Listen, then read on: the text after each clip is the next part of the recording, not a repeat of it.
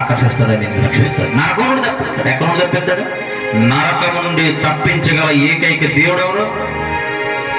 యేసే మార్గము, యేసే సత్యము, యేసే మార్గము, యేసే సత్యము, యేసే జీవమే గది జీవా, వేరెవరిలను లేరి జీవా, యేసే జీవము గది జీవా, వేరెవరిలను లేరి జీవా, జీవమనీవిక లేవలేసుని సేవను చేయగలేవే,